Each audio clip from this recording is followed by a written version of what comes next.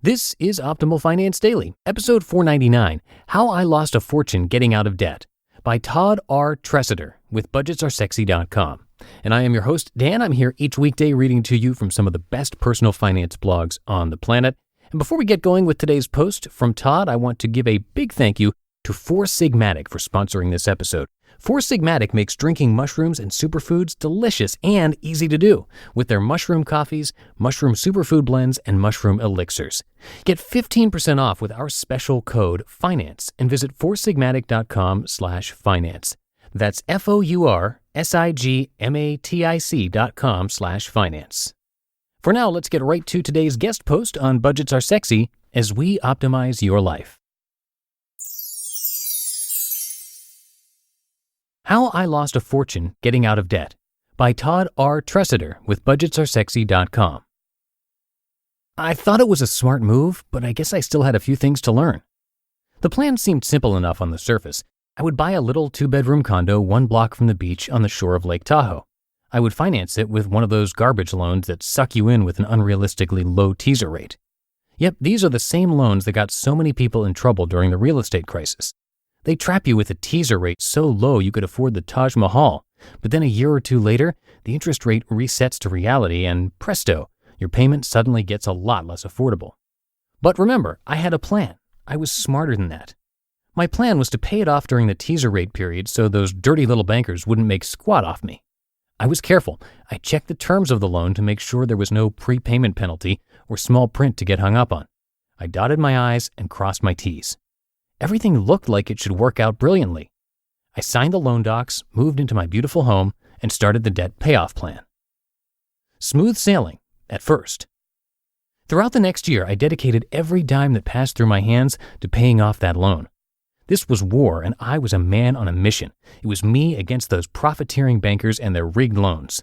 There could be only one victor. But I had an ace up my sleeve. I was making a fat income at the time, and the loan balance melted away right on schedule. By the second year, it was time to throw the first and last mortgage burning party of my life. I celebrated. I beat the bankers at their own game. Victory was mine. The condo was paid for. It had risen in value more than the cost of the financing. I was feeling pretty smug at my brilliance. I owned my home outright. I was free and clear. What could be wrong with that? Seemingly nothing. But then it happened. What I didn't plan for. My investment portfolio doubled the very next year. Now I know you're thinking, poor little Todd, his house is paid for and his investments doubled. Woe is me. My heart bleeds for you. It's a great situation, admittedly, but here's the problem. I just spent the last year tying up a fat pile of cash into a piece of real estate. I suddenly woke up to the reality that all the money that went to paying off the house would have been sitting in my investment account instead, and it would be worth twice as much as that darn house. It would have doubled. Instead, it was tied up in home equity that was barely going nowhere. The undeniable financial reality is that I left a fortune on the table by paying off my debt.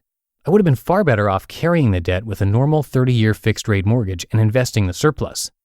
Assuming a $150,000 first mortgage, I was $150,000 poorer than if I had just carried the loan like every other indebted American. But it gets worse. And if that doesn't get your goat, then consider this. I was in my 30s at the time. That theoretical $150,000 could have compounded to become many millions over my long lifetime.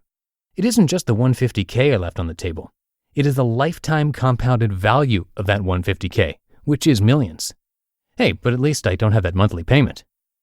So next time you get all fired up about paying off debt, recognize the equation isn't as simple as it sounds on the surface. There are 2 sides to every story. The art and science of paying debt. There are 2 sides to the paying off debt story, the art and the science. The science of paying off debt is black and white clear. You place your capital wherever it provides the highest after-tax return. In my situation, that was my investment accounts. For other people, the answer might be paying off debt. There is no right-wrong answer that can be generalized to everyone. However, there is one right answer for you. The other side of the coin to paying off debt is the art side, which is more subtle, as art usually is. It has to do with your emotions, goals, and happiness. For example, I succumbed to the emotional appeal of being debt-free, even though I knew my investment accounts had a higher after-tax return. I love minimizing my cash outflows, and I deeply dislike owing anyone for anything. Debt is the antithesis of freedom. I love freedom passionately, so I loathe debt even more passionately. That was why I paid off the mortgage. It was an emotional thing. I view my financial picture like a business, so the less cash that goes out, the stronger my business, the lower my risk, and the less I have to earn to sustain any given lifestyle. It all sounds very logical from an art standpoint, but it is really just rationalization for an emotional decision. At the end of the day, math rules your wealth equation. Whatever provides the highest after-tax return is what determines the financially best choice. Emotions are a different thing. So I ended up paying off my debt, and it cost me a fortune. You just listened to the post titled How I Lost a Fortune Getting Out of Debt by Todd R. Tresidder with budgetsaresexy.com. And I'll tell you more about the author, but first, I want to give again a big thank you to Four Sigmatic for sponsoring today's episode. Four Sigmatic makes mushroom coffees, mushroom superfood blends, and mushroom elixirs. It's a really easy and tasty way to get the health benefits of different kinds of mushrooms. Beyond the portobello, an entire kingdom of mushrooms exists, with many being shown to have amazing health benefits for immunity, energy, and longevity.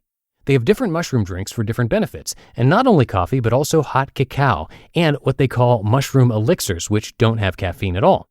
All you have to do is add hot water. It takes just a minute, but you can also use their recipes and mix with other ingredients if you want to. So check out their different options, and we've got a special deal. You can get 15% off your order by using our code FINANCE. The link is foursigmatic.com/finance. That's foursigmatic.com/finance, or use the code FINANCE. And we thank them for sponsoring this podcast. Now I want to, as promised, give you a little bit more about today's author. Todd Tresidder is a money coach with an unconventional take on personal finance, like why everything taught about the money you need for retirement is wrong, and why variable annuities are a bad deal for almost everyone except the salesperson.